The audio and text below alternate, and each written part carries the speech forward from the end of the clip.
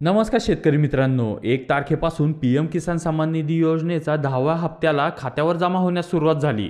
त्यानुसार आतापर्यंत देशातील 10,50,00,000 शेतकऱ्यांच्या खात्यावर 2,000 रुपये प्रमाणे पैसे जमा झालेले आहेत। तरी याला 10 दिवसाचा कालावधी उलटल्यानंतरही अजून 65 लाखाहून अधिक शेतकऱ्यांना ही रक्कम मिळालेली नाही। तर ज्यांना अजून लाभ मिळाला नाही त्यांनी काय करावे हे या व्हिडिओमध्ये तुम्हाला समजणार आहे। अजून सुद्धा तुम्ही हा एक अर्ज केल्यावर तुम्हाला आता सुद्धा पैसे खात्यावर जमा होऊ शकतील, त्यामुळे हा व्हिडिओ पूर्ण पहा। जर शेतकऱ्यांचे रेकॉर्ड चांगले असेल आणि इतर शेतकरी ही योजनेसाठी पात्र असतील तर अशा 65 लाखाहून अधिक शेतकऱ्यांच्या अजूनही ही रक्कम मिळू शकते। याकरिता कुण्या अधिकाऱ्याकडे जाण्याची गरज नाही किंवा कुण्या कार्यालयात अर्जाची गरज नाही। शेतकरी स्वतः अर्ज करू शकणार आहेत। योजनेसाठी पात्र आहेत पण 10वा हप्ताच मिळाला नाही त्यांना एक अर्ज करून 31 मार्च पर्यंत रखडलेला हप्ता मिळविता येणार आहे। या योजनेकरिता देशातील 11,50,00,000 शेतकऱ्यांनी नोंदणी केली होती। त्यामधील पात्र नसतानाही लाभ घेणारे वगळण्यात आले आहेत, पण पात्र असणाऱ्या शेतकऱ्यांना लाभ आता घेता येणार आहे। आता अर्ज कसा करायचा ते आता आपण पाहू।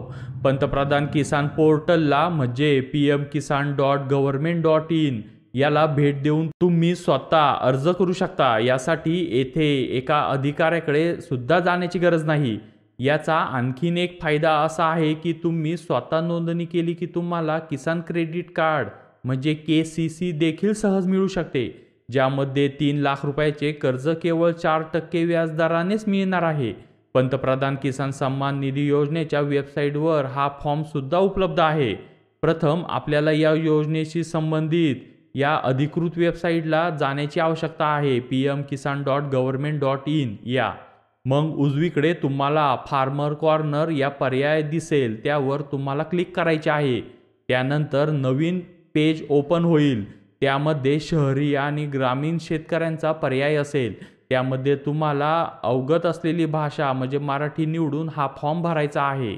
आता तुम्हाला हा फॉर्म भरताना खालील माहितीची आवश्यकता भासणार आहे।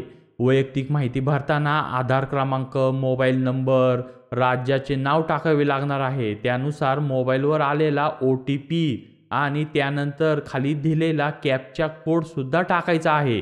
त्यानंतर आपल्यासमोर पुन्हा नवीन पेज ओपन होईल, त्यामध्ये राज्य, जिल्हे, तहसील आणि ब्लॉक आणि गावे भरावी लागतील। लिंग व श्रेणी तसेच बँकेचे नाव, खाते क्रमांक, पत्ता, आई वडील आणि पती यांचे नाव, जमीन नोंदणी याचे ओळखपत्र तसेच रेशन कार्ड, जन्मतारीख आणि जमीन रेकॉर्ड भरून ते बरोबर आहे का ते पाहावे लागणार आहे। याशिवाय सांगतील ते काही पेपर अपलोड करणे देखील आवश्यक आहे। हा फॉर्म तुम्हाला भरावा लागणार आहे। त्याचप्रमाणे ज्यांनी आधी हा फॉर्म भरला आहे त्यांना सुद्धा जर हप्ता आला नसेल तर त्यांनी फार्मर कॉर्नरमधील बेनिफिशरी लिस्ट यावर क्लिक करून त्यांच्या स्टेटस चेक करू शकता। जर त्यांना पैसे आले असतील तर तिथे सक्सेस म्हणून असेल आणि जर अजून पैसे आले नसेल तर पैसे न येण्याचे कारण सुद्धा तिथे दिलेले असते। अशा प्रकारे तुम्ही अर्ज करून 31 मार्च पर्यंत ही प्रक्रिया पूर्ण करा आणि या योजनेचा लाभ घ्या। अशा प्रकारे शेती संबंधीच्या महत्त्वाच्या बातम्या जाणून घेण्यासाठी या चॅनलला सबस्क्राईब करा आणि बेल आयकॉनवर क्लिक करा। धन्यवाद।